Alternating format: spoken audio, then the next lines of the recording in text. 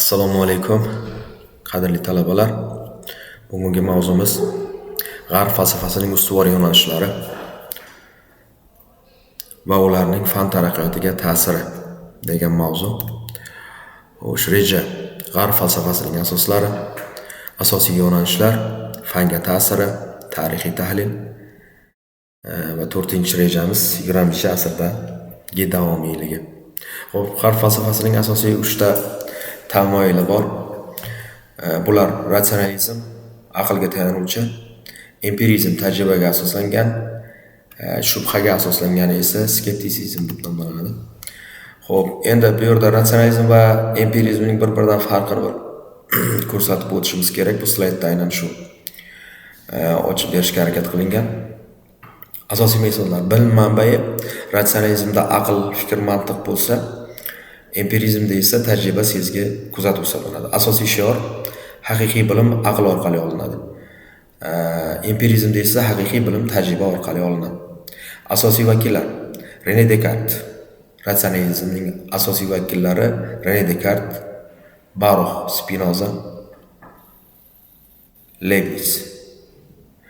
Empirizmning asosiy vakillari John Locke, George Berkeley, David Hume. Bilimning ishonchliligi, ya'ni aqlga tayangan bilim yanada universal va zaruriy hisoblanadi. Empirizm vakillari esa tajribaga asoslangan bilim haqiqatga yaqinroqdir deyiladi.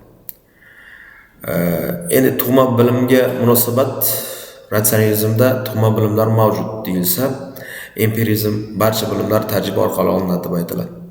Empirizmda matematika va mantiqqa munosabat: ratsionalizmda asosiy bilim manbai sifatida qabul qilinadigan bo'lsa, empirizm esa bu bilimlar ham tajriba asosida shakllanadi deb aytiladi. Ilm fanga ta'siri: nazariy asoslar va deduktiv yondashuvni ilgari suradi. Tajribaviy va metod induktiv yondashuvni ilgari surgan empirizm. Bilim shakllanishi, ya'ni ichki tafakkur orqali aniqlanadi. Tashqi dunyo bilan o'zaro aloqada shakllanadi deyiladi empirizmda. Demak, antik davr. Biz nimadan boshlaylik? Umuman G'arb falsafasining antik davri aslida Falesdan boshlanadi, lekin bu yerda fanning rivojlanishi, falsafaning rivojlanishi Platon bilan Aristotel bilan solishtirilgan bu yoqda. Platon ideal shakllar nazariyasi, Aristotel esa logika va tabiiy fanlar asoschisi hisoblanadi. Bular antik davrning asosiy Zabardast faylasuflaridan hisoblanadi. Keyingisi Platon va Aristotelning qarashlari taqqoslangan. Demak, asosiy metodlar: bilim manbai Aristotel, aql. Platonda aql, Aristotelda tajriba va aql birga keladi. Haqiqat mohiyati: Platonda haqiqat g'oyalar olamida ko'zga ko'rinmas shaklda mavjud desa, Aristotel haqiqat moddiy olamda narsalarning tabiiy shaklda mavjud deydi. G'oyalar nazariyasi: Platonda haqiqiy mavjudot g'oyalar, ya'ni ideal shakllardir. Aristotelda g'oyalar narsalarning ichida, ularning formasi sifatida mavjud. Ya'ni Aristotelning fikricha g'oyalar narsalarning ichida bekirilgan, yashiringan deb aytiladi. Ontologiya, ya'ni borliq tushunchasi, masalan, Platonda dualistik nuqtai nazar beriladigan bo'lsa, g'oyalar olami va moddiy olam bir-biridan ajralgan. Aristotel esa monizm nuqtai nazarda, ya'ni faqat tabiiy olam mavjud deb aytadi. Xo'sh, bilimga yondashuv. Bilim ruhning g'oyalar olamini eslashidir. Ya'ni aslida Platonning fikricha juda antiqa, juda qiziq fikr beradi. Qaysiki, bilim bu ruhni o'sha oldingi bilimlarni eslashidir faqat deydi, chunki bilim ruhning ichida bor deydi. Aristotelning fikricha bilim tajriba va kuzatuv asosida hosil bo'ladi. San'atda munosabat. San'at g'oyalarning nusxasi bo'lgan moddiy narsalarning yana bir nusxasi, ya'ni haqiqatdan uzoq narsa desa, Aristotel esa san'at tabiiylikni aks ettirish va ruhiy tozalikka xizmat qiladi deb aytadi. Siyosiy qarashlar. Ideal davlat faylasuflar boshqaruvidagi davlatdir deb aytadi Platon. Aristotel esa amaliy siyosatga yo'naltirilgan oltin o'rtaliq tarafdori hisoblanadi. U umuman bir kishining emas, aristokratlarning boshqaruvini ilgari surgan.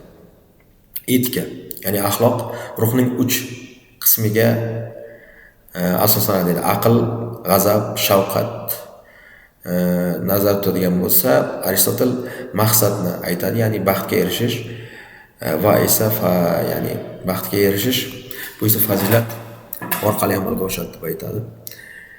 Metodologiya, deduktiv mantiqiy dialog va metafizik mushohada Platonda, induktiv tajribaviy tahlil va tizimli tasnif bu Aristotelda. Talaba muallim munosabati haqida Platon umuman Aristotelning ustozi,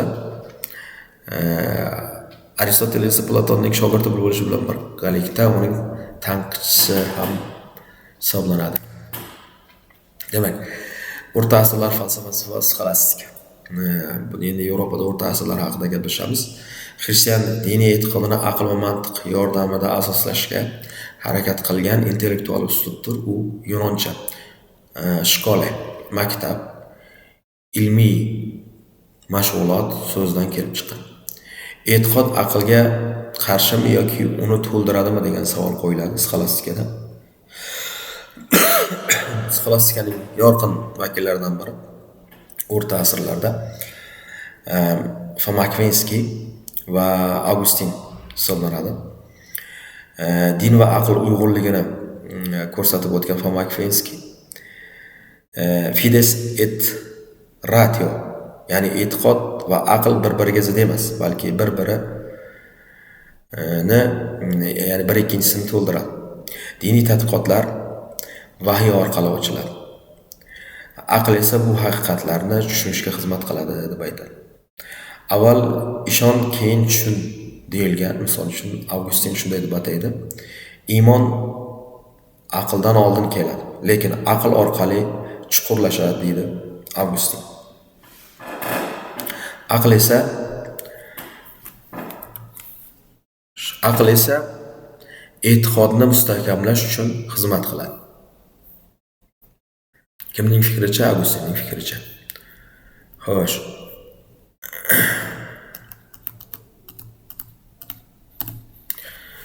Yangi davr fan revolyutsiyasi. Descartes va Bacon haqida gaplashamiz. Yangi davrda Yevropada Descartes men o'ylayapman, demak men mavjudman degan fikr bildirgan. Bu ratsionalizm vakili hisoblanadi. Bu aqlni birinchi o'ringa qo'yadi. Bacon esa tajriba asosidagi ilmiy uslub, ya'ni tajriba va empirizm birinchi o'ringa qo'ygan. Bacon va Descartes ilmga ta'siri bo'yicha taqqoslovchi jadval, ya'ni bularning ilmga qilgan yangiliklari, ilmga ta'sirlari bo'yicha jadval bu yerda mavjud. Birinchisi demak ilmiy metodlari. Baconniki induktiv metod, tajriba kuzatuv bilan bog'liq. Rene Descartes'niki deduktiv metod, ya'ni aql va mantiq orqali asosiy haqiqatlardan xulosa chiqarish. Ilmga qarashi. Ilm tajriba asosida ifodalaydi. Tajriba asosida deb aytsa, Descartes esa ilm aniq va shubhasiz bilimga asoslanadi, ya'ni aqlni asosiy vosita deb biladi deb aytadi. Shiori, bilim kuchdir.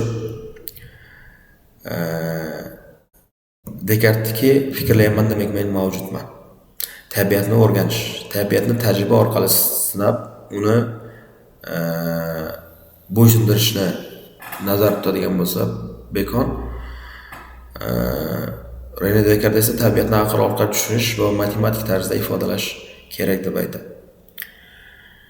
Shubha va tanqid. Ilgari o'rnatilgan falsafalarni tajriba orqali tanqid qilgan Bacon, Descartes esa bilimni qurish uchun mutlaq shubhadan boshlagan, ya'ni har narsaga shubha